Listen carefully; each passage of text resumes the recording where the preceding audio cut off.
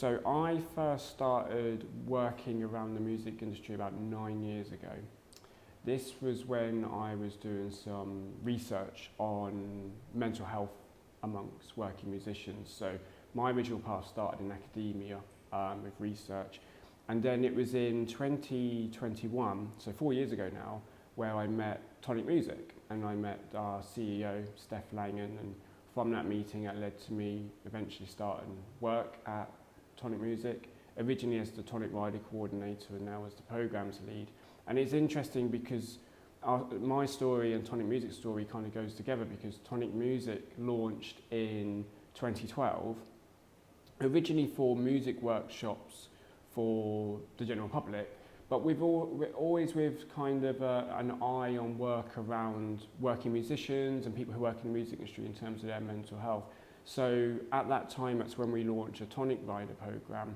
And I think it's really interesting as well, because if you think about the kind of history of mental health in the music industry, there's been research that's been conducted since at least the late 50s, early 60s, but it never really took much attention, or no one really took notice of it until kind of sort of 10, 15 years ago. And that's where research developed, and that's where services like Tonic Music started providing tailored mental health support for the music industry.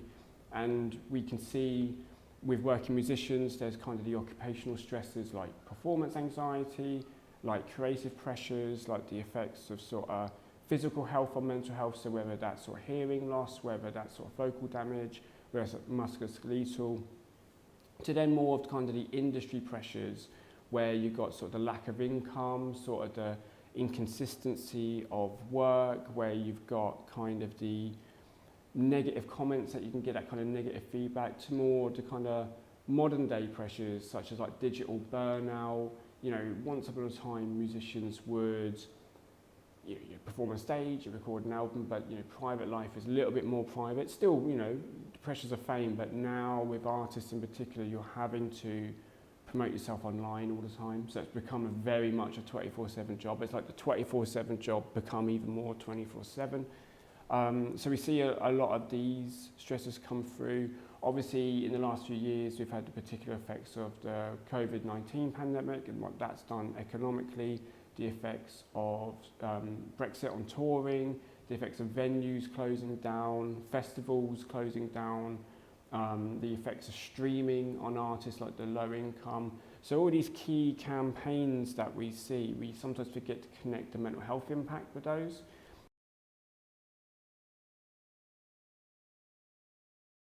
It's really interesting because when we first launched the Tonic Rider program, it was very kind of rock focused, guitar music bass focused, and sort of age-wise, particularly maybe 30s and 40s, and sort of gender split was a bit more sort of balanced in terms of sort of the binary genders.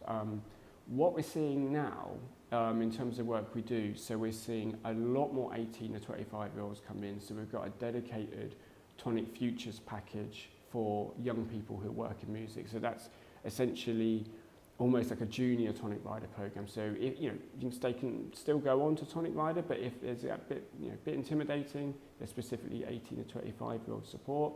We've done a peer support group in the past that's been aimed at musicians who have kind of reduced their work, and that meant sort of older musicians. So we had musicians come through in their 70s and 80s, and that's something we didn't see at first. And you recognise the generational differences in terms of views on mental health and talking about mental health. But then in genres, we've got popular music, so rock, hip hop, dance, pop. We've then got different forms of classical music. We've got different forms of folk music. We've then got film composers, musicians who work more in kind of adverts and creating jingles. We've had busking musicians come through. So it's really diversified in the amount of sort of musicians that we've had come in. Mix of genders, mix of ethnicities, mix of personal experiences. Some starting their career within education, with conservatoires or music universities, others starting their career in their 30s and 40s, mix of instruments, And that's a really positive thing because we're there for all working musicians within that regard.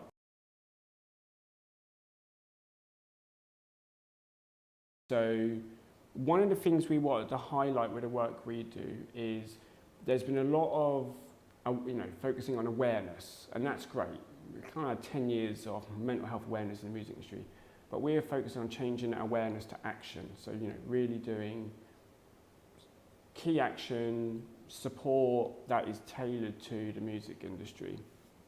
That's one of our key focuses. So to do that, we wanted to be a mental health provider. We provide the services, so we don't sort of require other input for their services. They are the services we provide in-house.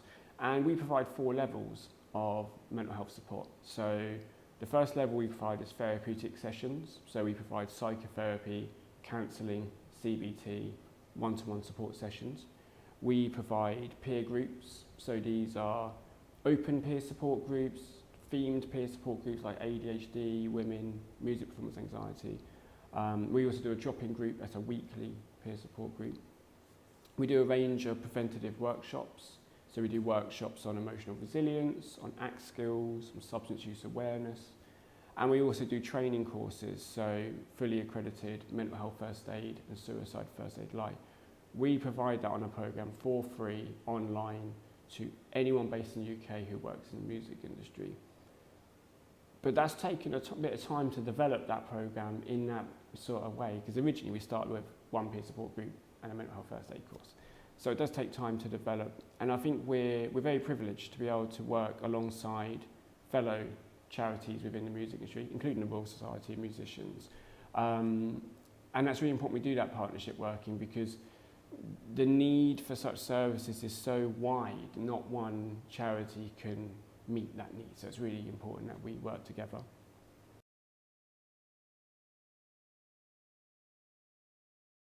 I hope within 10, 20 years, it becomes almost a norm that when you start as a working musician, whether you're going through the educational route, whether you're going through a youth project, whether it's like a young artist who is signed by a record label or has a particular manager, that is almost automatic that artists, musicians are aware of such services being available. Because one of the key things we still continue to hear when we work at events and when we talk to musicians who register onto programmes, oh, I didn't know you existed, or I wish you existed a few years ago, I really, really need you at that point.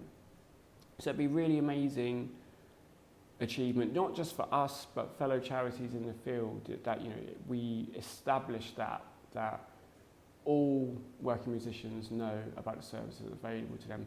Similar to what you get in certain sports, where it's always known what charities are bespoke out there, similar to potentially other forms of art, and also in terms of around particular diagnoses, for example, it's you kind of have those key charities that is always known. That's where I want Tonic Music and our fellow charities to be in sort of 10 years' time, maybe 5 years' time, to be fair.